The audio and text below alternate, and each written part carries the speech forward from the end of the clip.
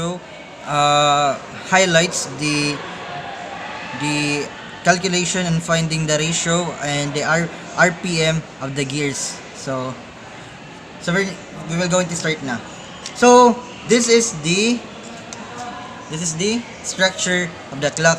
So instead of having a hard time on in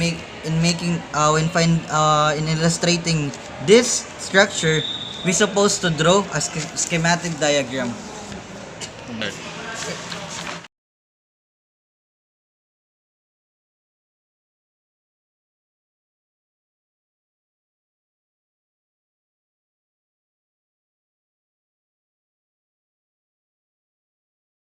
Find the ratio of the driven and the teeth.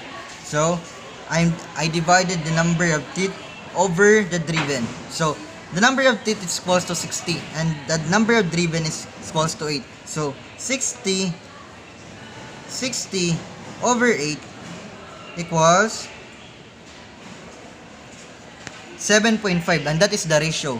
So in able to find the RPM, so I times the number of teeth times the driven over there and over the driven over there. So the equation is stating this one: 60 times 8 over 8 equals 60. So the RPM is 60.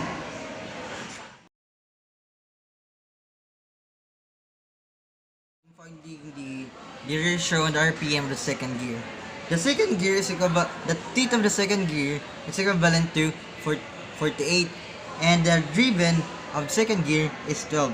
So to find the ratio, we divided the teeth and the driven. So 48 divided by 12 equals 4, and the ratio is 4. In this second gear, there is a special case in which the second gear rotate 360 degrees. Since 180 degrees equals 1 seconds, so we suppose that 360 equals 2 seconds. So to find the RPM, the 2 seconds times the number of teeth over the driven. So 2 times 48 over 12 equals 8.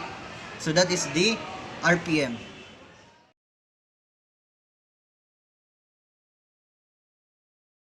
Here to discuss the third part of the gear.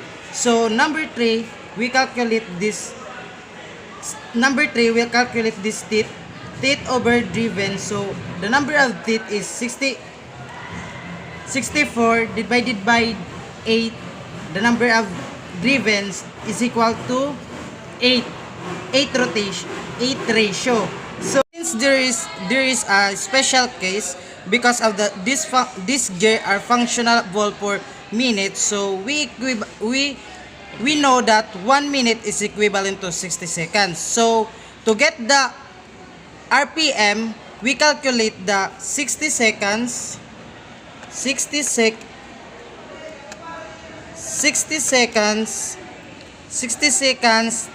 times number of tooth, which is 64 divided by the ratio, which is 8, is equal to 480 seconds per minute.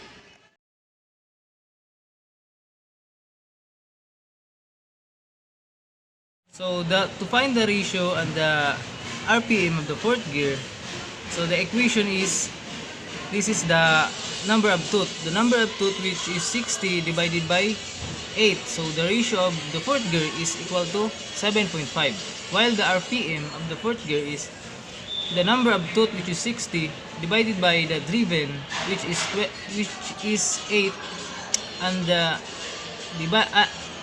60 multiplied by 8, the driven of 8, and divided by 8. So this equation is, so 60 times 8 divided by 8 is equal to 60. So the RPM of the fourth gear is equal to 60.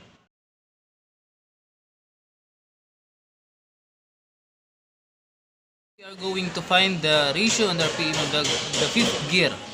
To find the ratio of the fifth gear, we calculate the number of tooth which is 48 divided by the driven, which is 15. So 48 divided by 15 is equal to 3.2. So the ratio of the fifth gear is equal to 3.2. So, the fifth gear has also a special case. So, suppose that in 60 hours or 60 minutes there is 3,600 seconds. To find the seconds, so 60 minutes times 60 seconds. So, it is 3,600. So, to find the RPM on the fifth gear, 3,600 times the number of tooth of fifth gear over the driven.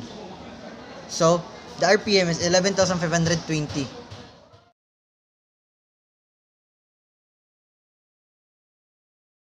Is the sixth gear. To find the ratio of the sixth gear, we calculated the number of tooth, which is 40, divided by the driven, which is 10. The ratio is 40 divided by 10 is equals to 4. The RPM of the sixth gear, we use the RPM of the fifth gear, which is the 11,520. Multiply the number of tooth of sixth gear, which is 40, over the driven, which is 10. So here I calculate 11,520